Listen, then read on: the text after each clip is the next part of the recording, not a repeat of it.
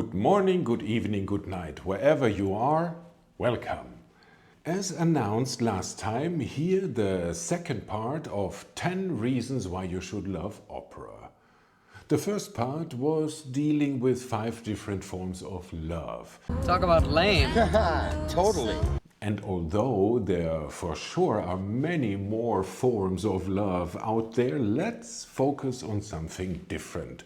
You remember, the premise of these videos is that you can find the perfect opera scene for every possible moment in your daily life, be it a happy one or a sad one. But before we go on, if you like this content, please consider liking and subscribing. It would help a lot. I structured the 5 examples I want to show you today from serious to light-hearted. Well, that makes sense. And the first example is indeed a very serious one. Did you ever ask yourself how you would behave if you were not to live in a democracy, but in a suppressive and dictatorial society? Would we do the right thing and stand up, or would we try to stay under the radar? Told you, heavy stuff. You can say that again, pal. 2. This is perfect for you if all of your friends are super religious and you just don't fit in because you define yourself as agnostic or atheistic or even nihilistic. It's your decision. It's your life. In that case, you will be happy to see this like-minded fellow. Well, I don't approve. 3. As a parent myself, I know that I made so many mistakes while trying to be a great father. It's inevitable, I guess. So it's very comforting to know that there are worse parents and that in comparison with them, It's all relative. I did a decent job. How long you been at this parenting thing? If you have the same feeling of guilt from time to time, you will feel better after having watched this. 4. Your career is stalling and your job seems to be a dead end. It's time to retire. If you listen carefully to this aria, you will easily rise to the top in no time. Finally, 5. You come home after work and a whole bunch of household chores awaits you, and the only thing you want to do is sitting on the sofa with a beer in your hand and watch the latest episode of The Bachelor. Well, after having watched the last video example, you will jump up happily and eagerly and start ironing with a smile on your face. So let's start. Topic 1. How would we behave if we lived in an unfree society? And that's what, among other things, Elektra by Richard Strauss is about. King Agamemnon has been murdered by his wife Clytemnestra and her lover Aegisth. Now they are ruling unlawfully over Mykonos. Agamemnon's daughter Elektra is not willing to accept this, and as a consequence of her resistance, has to live with the livestock in the stables. Her sister Chrysothemis has not Elektra's strength and wants to have a normal life, children and all, pleading with her sister to give up her resistance so they all can have a normal life. Would we be Elektras or Chrysothemises under similar circumstances? Eva Marton and Cheryl Studer, Vienna, 1989.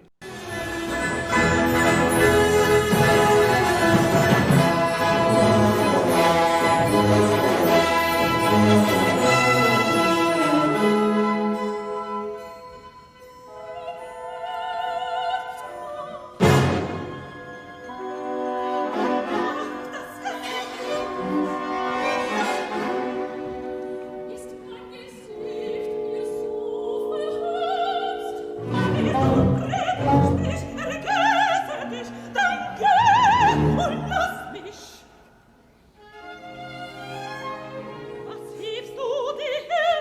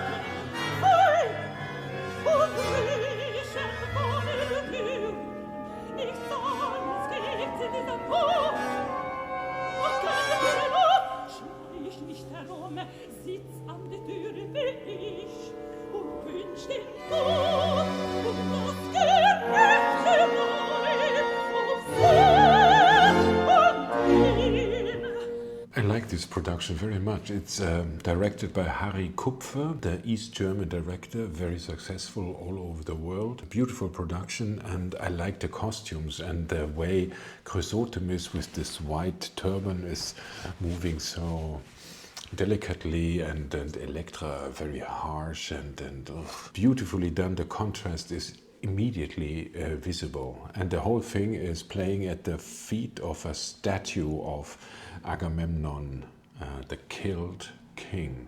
Ich kann nicht sitzen und ins Dunkel starren wie du. Ich hab's wie Hohn, es treibt mich immer fort herum im Haus. In keiner Kammer leitet's mich, ich muss von einer Schwelle auf die Länge ab. Trepp auf, trepp ab, wie es als rief es mich. Und komm ich hin, so stimme ihres Zimmer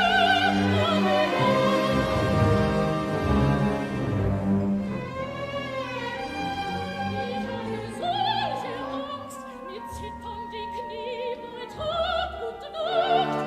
Mir ist die Kehle wie zugeschnürt, ich kann nicht einmal weinen. Nicht dein ist meines, Schwester, an den Haaren. Mit wem?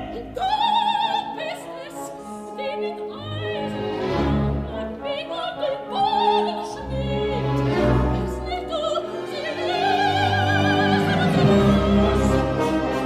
nicht dein Hass, dein schlafloses, unbändiges Gemüt, an dem sie zittern, ach, so ließen sie uns ja hinaus, aus diesem Körper, Schluss, hinaus.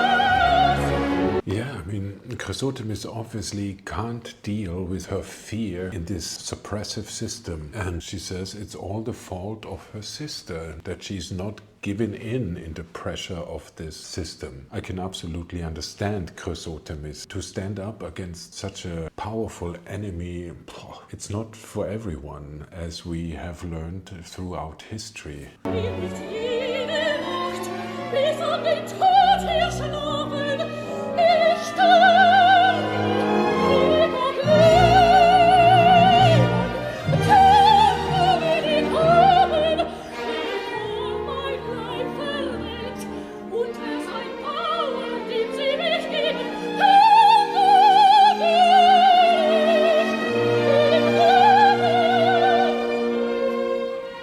und mit meinem Leib sie wärmen, in kalten Nächten, wenn es zusammenschüttelt.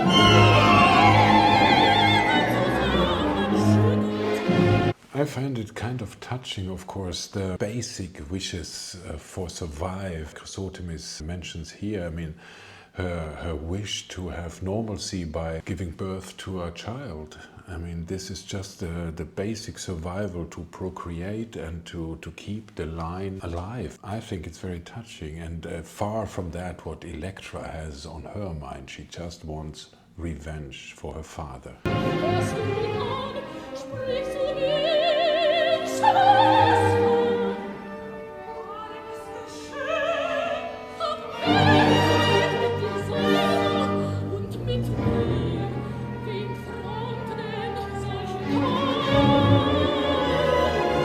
it would be so much easier just to give in and keep living. That's what she is saying. Oh my God.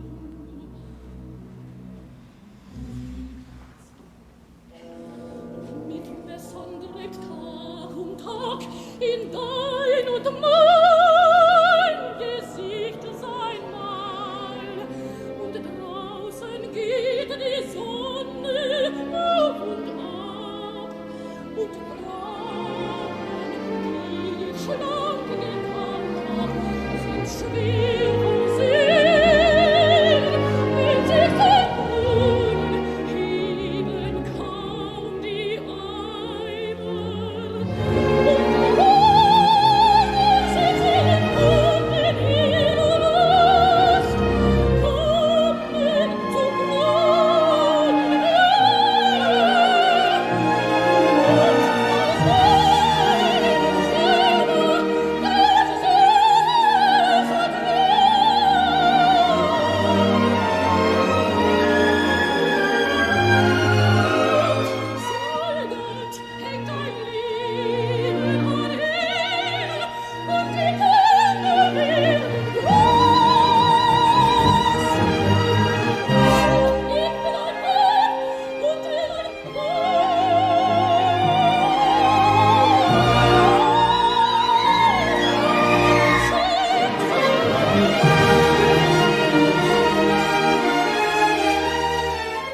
From Strauss to Verdi, from Hofmannsthal to Shakespeare / Arrigo Boito. Iago's credo in Otello, credo in un Dio crudel. I believe in a cruel God. Leo Nucci brings this charming character to life in a production from La Scala in Milan, 2001. We start the scene in the moment when Iago has told Cassio, just go and meet with Desdemona and everything will be fine, knowing very well that Othello will come very soon and will see Cassio and Desdemona talking with each other. Aspetta.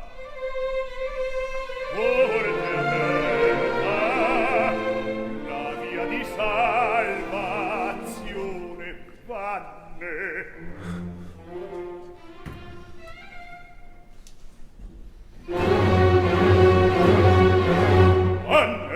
I love this. I mean, Verdi, what a genius. The contrast between the two, vanne, genua, vanne, and then the next one, vanne. It's gorgeous. La tua meta già vedo e spinge il tuo dimone e il tuo dimon son io e me trascina il mio nel quale io credo inesorato in Dio.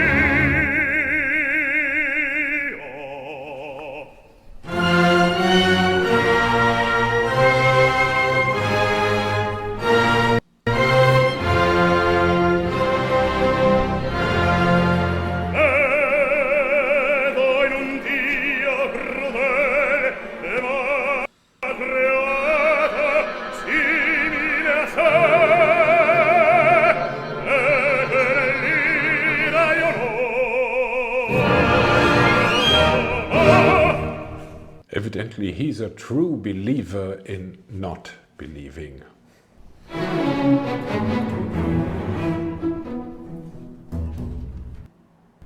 Alla viltà d'un verme o d'una tovo vile sonnato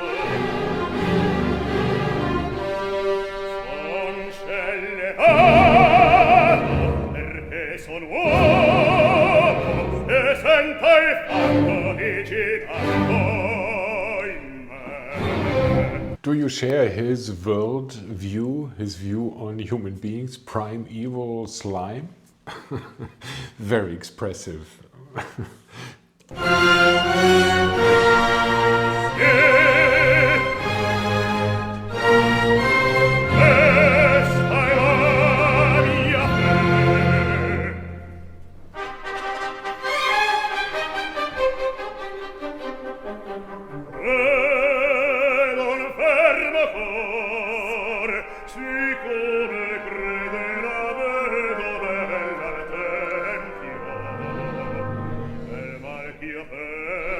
Che da me procede per mio destino adegno.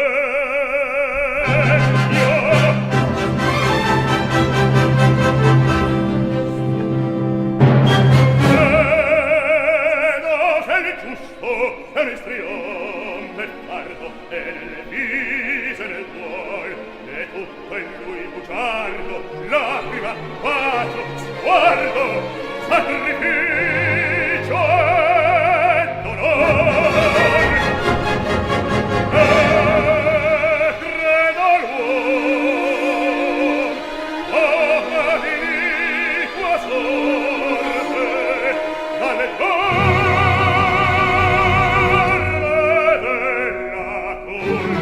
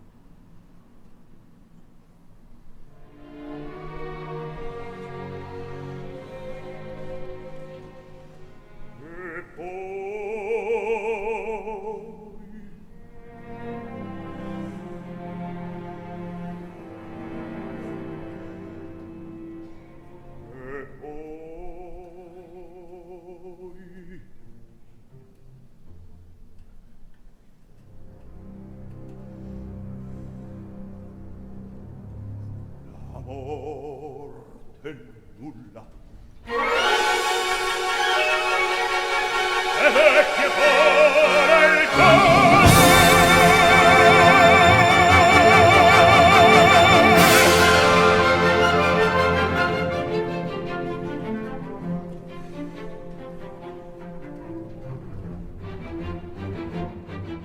Here on top of this gallery you can see already this Demona, and soon Cassio will appear as well. I like the way Nucci is performing this aria, not only because he sings beautifully, but also because he's not overdoing it, the sinister mimic and everything. He's just stating the facts as he sees them.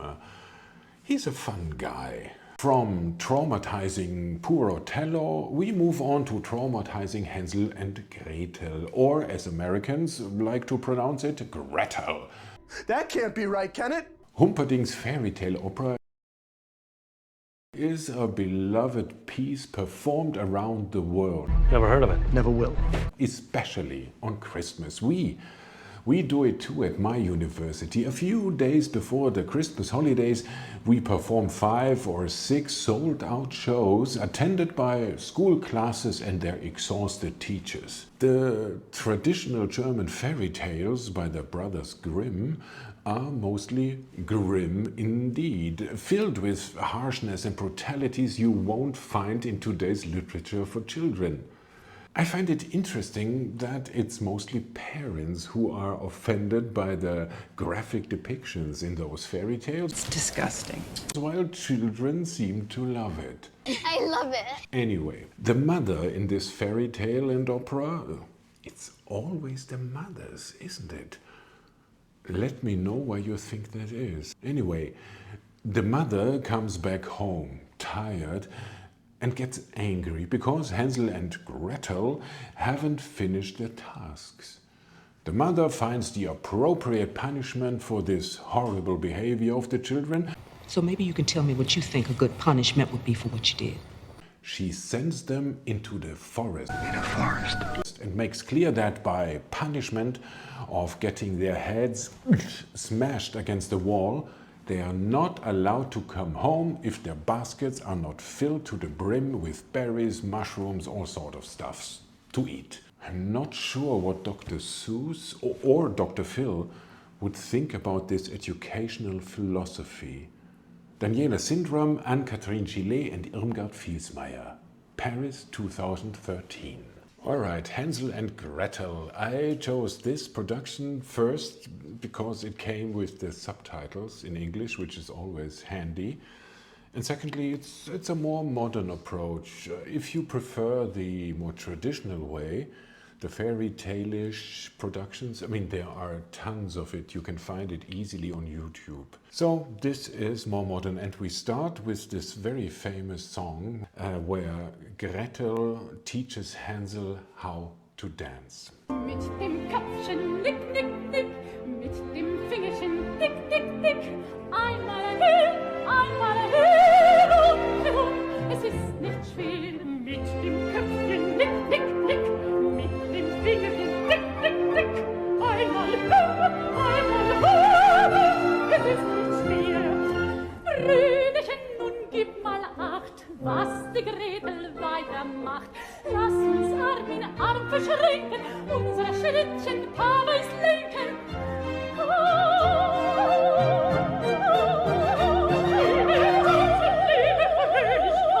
Bin ich gern allein, ich bin kein Freund von Fröhlichkeit, und fröhlich will ich sein. Ich liebe Leben, liebe Fröhlichkeit, bin ich gern allein, ich bin kein Freund von Fröhlichkeit, und fröhlich will ich sein.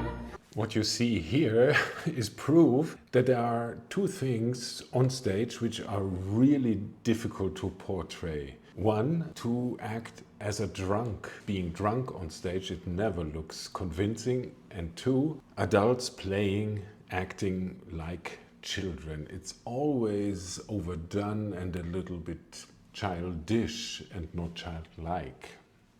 Yeah.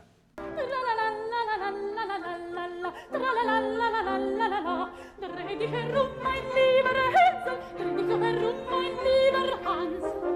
Komm her zu mir, zum Ringelreigentanz. Geh weg von mir, ich bin der stolze Hans. Mit kleinen Mädchen tanz ich nicht, das ist mir viel zu dumm. Ich stolze Hans, ihr dummer Hans, ich krieg dich doch herum. Tralala, tralala, tralala, tralala, tralala, tralala, tralala,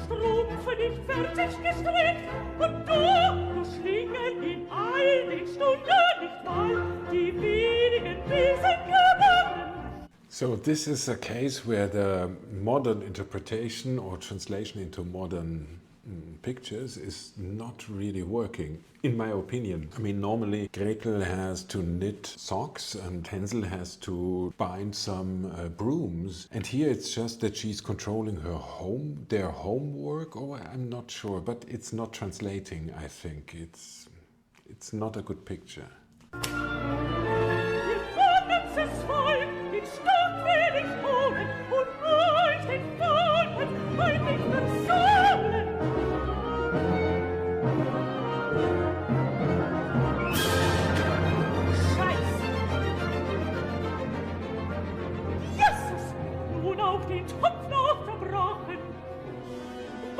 Zum Abend kochen.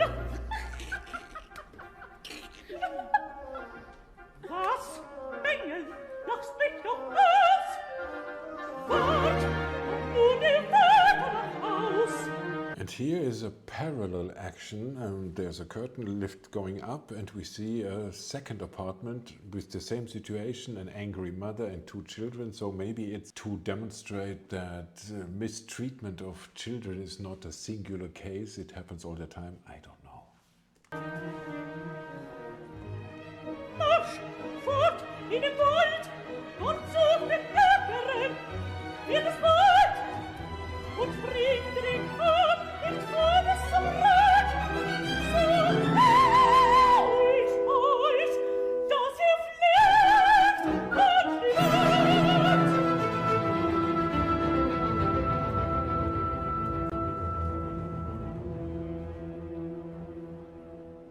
Well, that was not really well handled from the mother. I mean, I give her that the kids really have been annoying. But I mean, still. But in her defense, she was tired and they have no money and they are all hungry. And she later on regrets heavily what she did to the children. So she did it in a moment of not clear thinking. And she's trying to make up for her bad behavior when she's going together with her husband, with the father, into the woods to save the children. Let's talk about your jobs, dear viewers. Are you happy with how your career is going? I hate my job. Me too. Do you have the feeling that your less smart colleague has been promoted over you? Maybe because he is playing golf with the boss, or he or she is permanently brown-nosing, but you hate golf. Yeah, I really do. And are too proud to crawl into your boss's butt? Well, there is a tried solution for your problem, which is perfect for your career trajectory. Be it as an accountant or as a candidate for the presidency. All you have to do is start some rumors about your colleagues or immediate superior. Ruggero Raimondi will give you the details in this production from the Teatro Real in Madrid from 2005.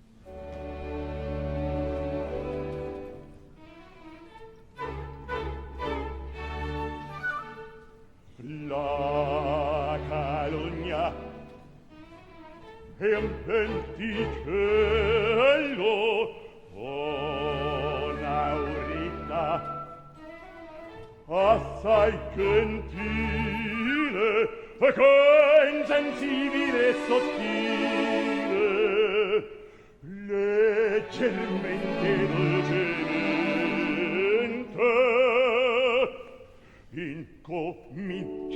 incomincia sussurrar. Piano piano, terra terra, sottovoce, sibilando, va scorrendo, barandando, e l'orecchio della gente s'introduce destramente nelle teste di cervelli, fa stordire, fa gonfiare. A beautiful production from the aesthetic point of view, very nice. I like Ruggero Raimondi. I like him since I was 12 or 13 and I heard him for the first time in this recording of Don Carlo where he sang the Philip. And I think the meaning of the fabric they are spreading out now, the extras, is symbolizing the spreading of the rumors. That's how rumors work. They spread out and they are not stoppable.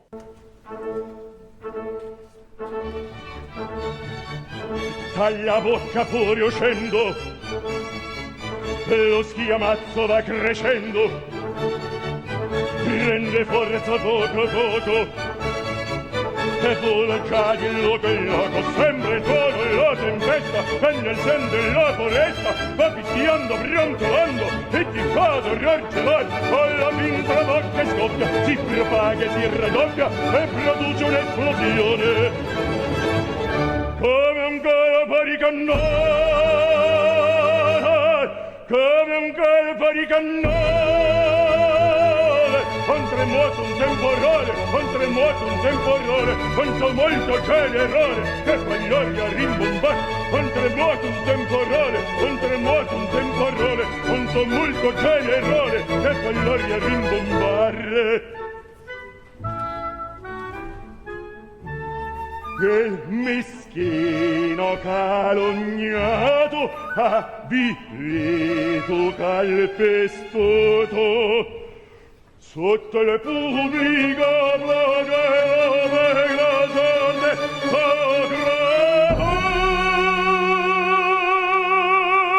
gravare. Il meschino calunniato, avvilito, calpestato, sotto il pubblico flagello per gran sorte va a crepare. Il meschino calunniato, avvilito, calpestato, sotto il pubblico flagello per gran sorte va a crepare.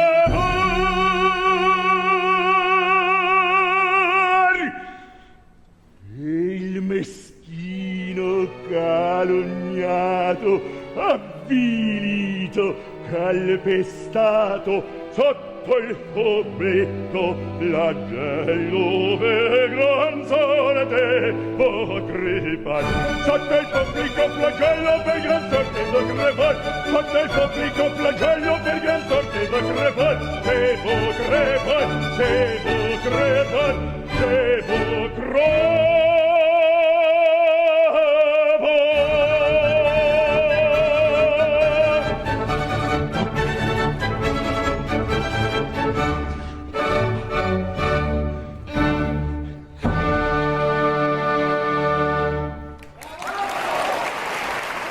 Great facial expressions and the body language, I like it. And the voice, he must be, I don't know, in his 60s at that time of the performance, 65, 68, still very good singing, wow. I don't know about you. It's none of your business. But I don't mind washing the dishes or vacuuming or putting my dirty clothes in the washing machine, no problem at all. But what I detest with all my heart, Are you okay? is ironing. I was thinking about quitting my job so I could stay home in my wrinkly clothes. But then I saw this video clip and it changed my life for the better. Now I look great every day and my students, my colleagues are commenting on how sharp I look. And all thanks to La Fille du Régiment and Nathalie Dessay and Alessandro Corbelli. Metropolitan Opera 2008.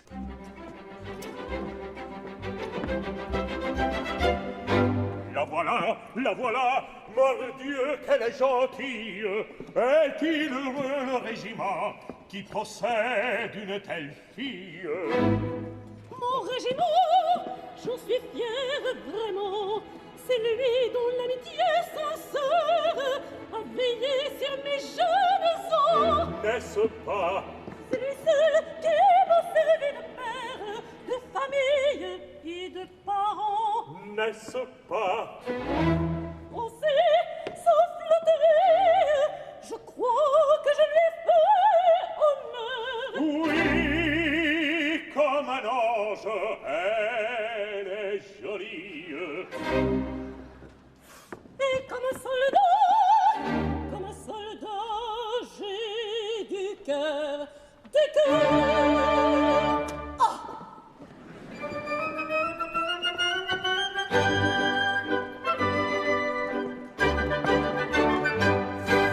Au bruit de la guerre, j'ai reçu le jour.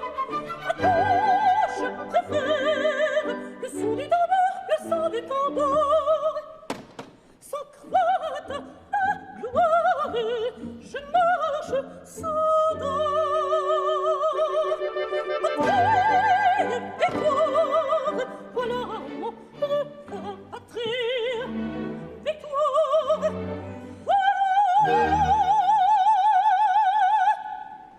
voilà mon refrain patrie. Victoire,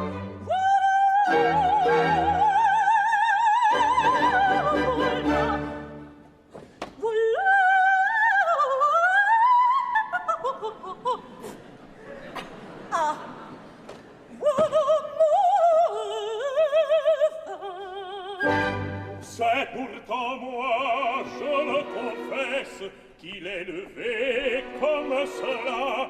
Jamais, jamais une duchesse, jamais n'aurait de ces manières-là. Jamais, jamais, jamais, jamais, jamais, jamais, jamais. au bruit de la guerre, J'ai j'ai reçu elle a reçu le jour. Le son du tambour, du tambour. sans crainte, à gloire, je marche sans Gloire et le marche soudeur. Victoire. Voilà son refrain. Patrie. victoire, Victoire.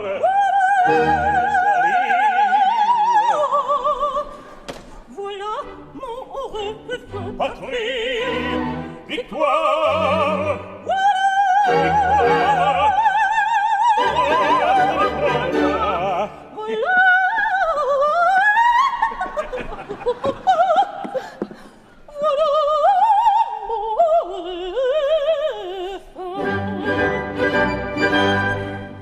This is brilliant, isn't it? I mean, not only to say she is, she's like a little wonderful and lovely demon running around, lifting things, ironing like crazy.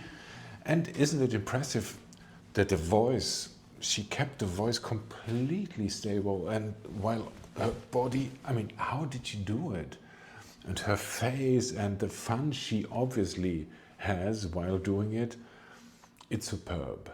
It's so great. I really want to go and iron my clothes now, so excuse me. All right, everybody, that's a wrap for today. Really? Oh, hell yeah. Let's go get this. So, what do you think? Did I make a good case for opera's relevance for our everyday life? That's debatable. It's not debatable. Let me know in the comments below. Thank you for watching. I really appreciate it. And I hope to see you again next time. Until then, please take care and ciao.